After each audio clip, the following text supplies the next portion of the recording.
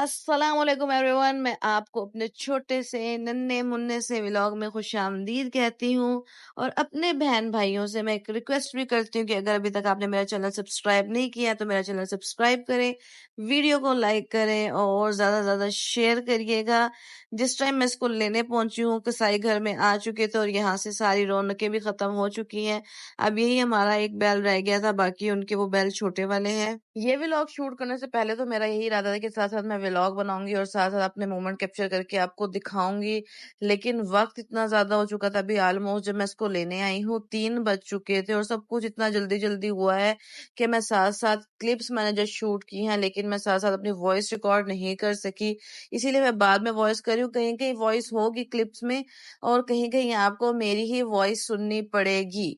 पहले मैं भी ऐसी नहीं थी, मैं भी और लड़कियों की तरह ही थी कि जानवरों से दूर रहना, गोश्त को हाथ नहीं लगाना, यहाँ तक कि मैं ज़िबा होते वक़्त जानवर भी नहीं देख सकती थी। मेरा दिल इतना कमज़ोर था कि जब कुर्बानी होती थी और जानवर ज़िबा होता था, मैं उस मूवमेंट को नहीं देख सकती थी। लेकिन वक़्त जैसे-जैसे चेंज होता है, इंसान बहुत कुछ सीखता है, इंसान की ज़िंदगी में बहुत कुछ ऐसे मोमेंट आते हैं, जो उसको स्ट्रॉन्ग बना देते हैं। तो अब मैं भी बिल्कुल चेंज हो चुकी हूँ क्योंकि मेरे लिए ये मोमेंट तो बहुत स्पेशल होता है। मेरे लिए क्या सबके लिए ही बहुत ही ज़्यादा स्पेशल होता है। लड़की हो या लड़का हो ये मैटर नहीं करता। अपने रिज़्क में से अल्लाह की राह में अपनी इस्तिताअत के मुताबिक जानवर कुर्बान करना उसका मज़ा, उसका सुकून ही कुछ और है। मैं तो कहती हूँ कि हर लड़की को कमाना चाहिए। आप लाखों नहीं हज़ारों कमाएँ, लेकिन अपनी सेल्फ रिस्पेक्ट के लिए आपको कमाना आना चाहिए। वक़्त का नहीं पता, ज़िंदगी का नहीं पता होता कि कब ज़िंदगी किस मोड़ पर लाकर खड़ा कर दे, तो आपको कमाना आना चाहिए। आज के टाइम में इतनी ज़्यादा महँगाई हो चुकी है कि लोगों का सर्वाइव करना बहुत मुश्किल हो चुका है। एक मर्द वो अगर आपका बाप है, आपका भाई है, आपका शौहर है, तो उस मर्द का क्या कसूर है? उसकी सारी ज़िंदगी गुज़र जाती है अपने ख़ानदान की ज़रूरियात पूरी करते-करते। अगर एक लड़की कमा रही होगी तो वो अपने उस सरबराह को सपोर्ट कर सकती है।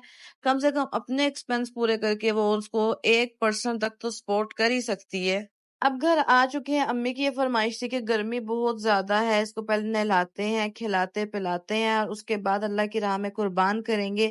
और कसाई तो आ ही चुके थे, लेकिन अक्सा और पापा का इंतजार था। चाचू के घर दावत थी, वो दोनों उधर गए हुए थे, तो जाहिर सी बात है उनके बगैर तो कुर्बानी हो ही नहीं सकती थी। उनका तो यहाँ होना लाजमी था, उनका वेट करना था। उस टाइम तक हमने इसको नहलाया, खिलाया, पिलाया।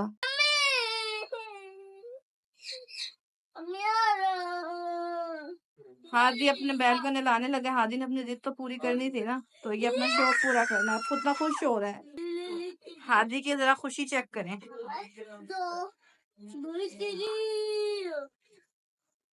बेबी बात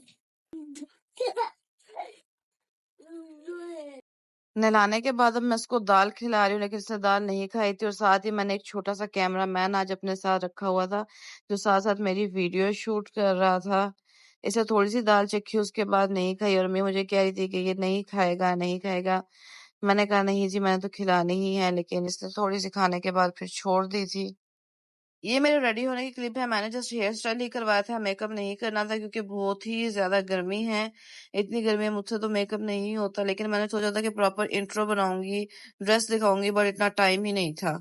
अल्हम्दुलिल्लाह, अल्हम्दुलिल्लाह ये टाइम आ चुका है जिसका मुझे कब से इंतज़ार था। इससे आगे वाली क्लिप्स मैं ऐड नहीं कर सकती क्योंकि यूट्यूब की पॉलिसी है। बस आपने दुआ करनी है कि अल्लाह ताला हमारी कुर्बानी कबूल करे। आमीन। अब बारी आ गई थी गोश्त डिस्ट्रीब्यूट करने की। मैं और मामू शापर बना रहे थे और अम्मी और बच्चे मोहल्ले में डिस्ट्रीब्यूट करके आ रहे थे। अक्सा की ड्यूटी किचन में थी, जितना भी खाने पीने का काम करना था वो सारा अक्सा ही ने करना था। और यहाँ पर अक्सा बना रही है तवा कलेजी।